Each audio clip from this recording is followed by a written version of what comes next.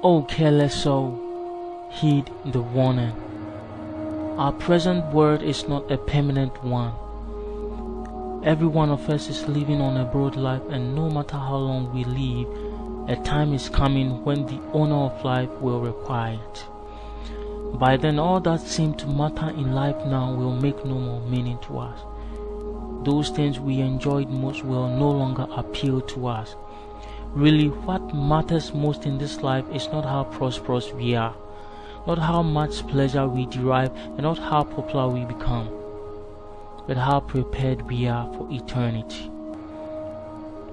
Matthew 16:26. For what is a man profited if he gain the whole world and lose his own soul?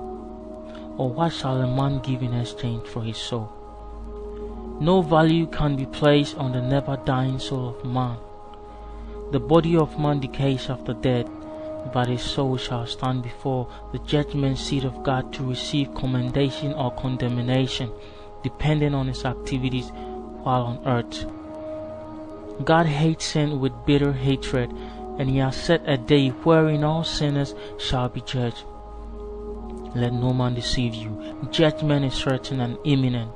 It has happened before, and it will happen again. Consider the time of Noah.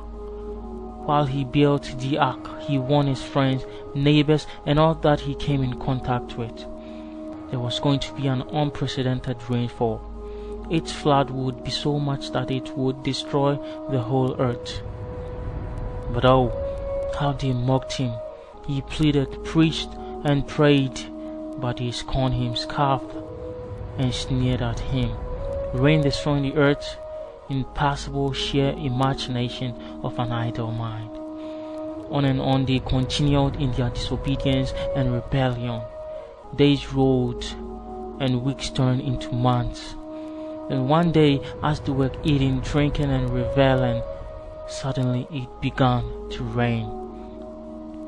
At first in drops, then in showers, then in torrents. The flood began to rise above the knee level. Surely now it was no longer fiction.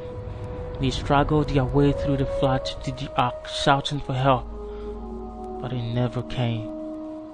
It was too late. God had locked the door and had taken the key away. They had been thoughtless, careless, and reckless. They had sealed their doom.